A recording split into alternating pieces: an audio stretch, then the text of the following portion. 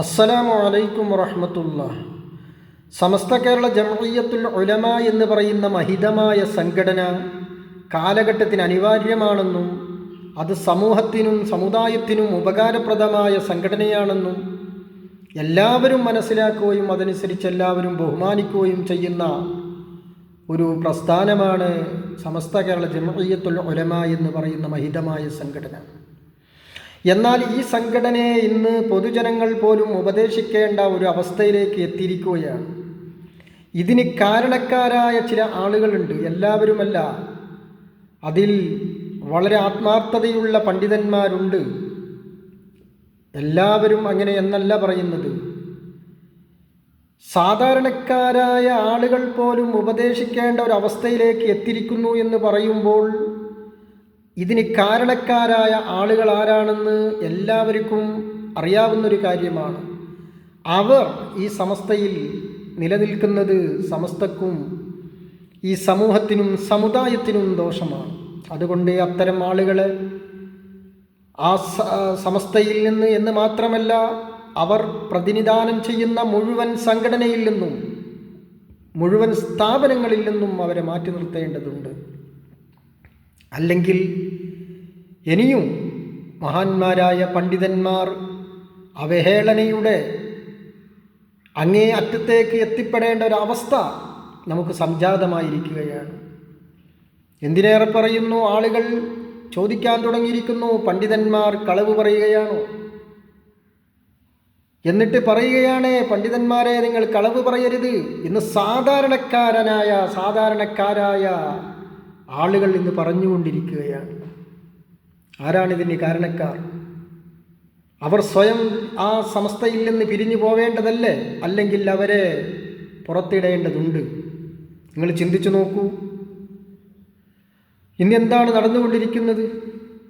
അതുകൊണ്ട് എനിക്ക് പറയാനുള്ളത്, സമസ്ത മുഷാവറയിൽ നടക്കുന്ന കാര്യങ്ങൾ, അവിടെ നടക്കുന്ന കാര്യങ്ങൾ പുറത്തു വന്ന് പറയുകയും സമസ്തയുടെ സമ്മതമില്ലാതെ പുറത്തു വന്ന് പറഞ്ഞുകൊണ്ട് സമസ്തയെ അവഹേളിക്കുന്ന ഒരവസ്ഥയിലേക്ക് എത്തിച്ചു കൊണ്ടിരിക്കുന്ന ആളുകളെ ഈ മഹത്തായ പ്രസ്ഥാനത്തിൽ നിന്ന് ഒഴിവാക്കേണ്ടതുണ്ട്.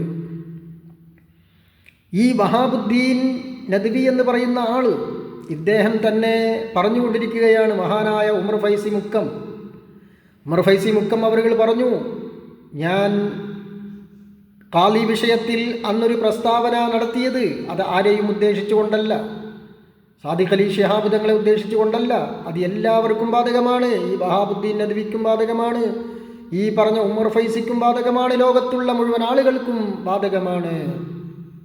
എല്ലാവരെയും ഉദ്ദേശിച്ചുകൊണ്ടാണ് ദീനിൻ്റെ മഹത്തായ ആ കാര്യം ഞാൻ പറഞ്ഞത് എന്ന് ഉമർ ഫൈസി ആണയിട്ട് ആവർത്തിച്ച് പറഞ്ഞുകൊണ്ടിരിക്കുമ്പോഴും വഹാബുദ്ദീൻ നദ്വി വീണ്ടും ചോദിച്ചുകൊണ്ടിരിക്കുകയാണ്, പിന്നെ നിങ്ങൾ ആരെയാണ് ഉദ്ദേശിച്ചത്?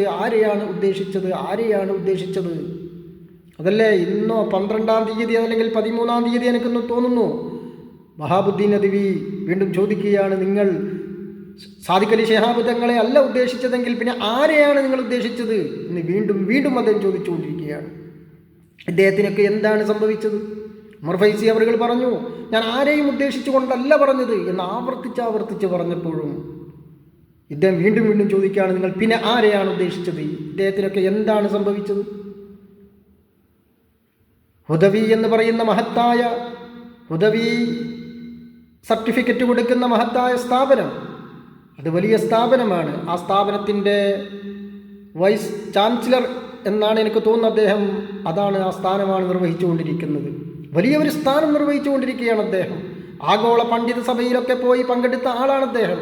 അദ്ദേഹം ഇത്തരത്തിലുള്ള വില കുറഞ്ഞ കാര്യങ്ങളൊക്കെ സംസാരിക്കുമ്പോൾ നമുക്കൊക്കെ സങ്കടം തോന്നുകയാണ്.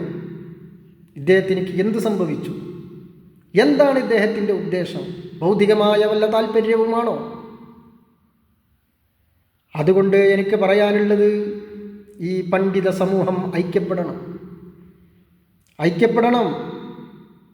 അതിന് ഈ വഹാബുദ്ദീൻ നദ്വിയെ പോലത്തെ ചില ആളുകളുണ്ട്, ഭൗതിക താല്പര്യങ്ങൾക്ക് വേണ്ടി മാത്രം പ്രവർത്തിച്ചു കൊണ്ടിരിക്കുന്ന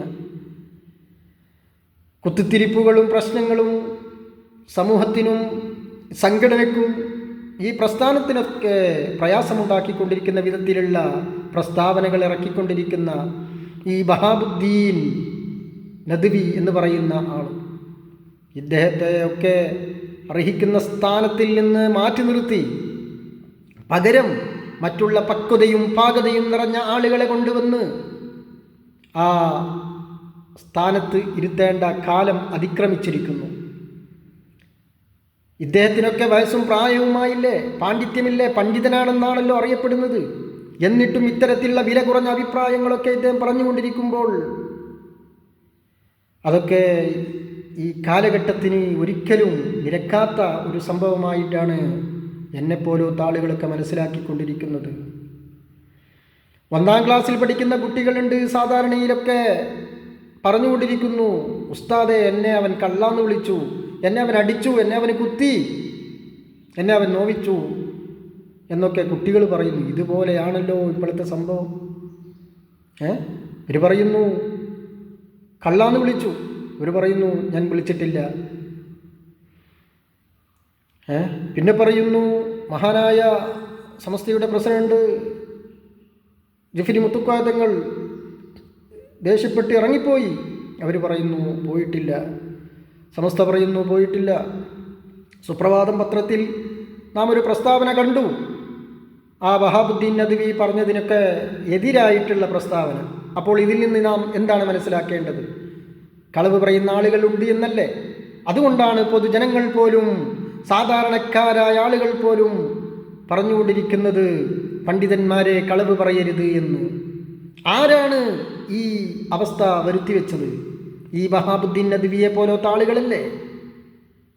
അതുകൊണ്ട് ഞാൻ പറയുന്നു, ഒന്നുകിൽ സ്വയം സമസ്തയുടെ അത്തരത്തിലുള്ള സ്ഥാനങ്ങളിൽ നിന്ന് സ്വയം രാജിവെച്ച് പോയി എന്തെങ്കിലും പ്രവൃത്തി ചെയ്യുക, അല്ലെങ്കിൽ സമുദായം നിങ്ങളെപ്പോലുള്ള ആളുകളെ തിരിച്ചറിയും.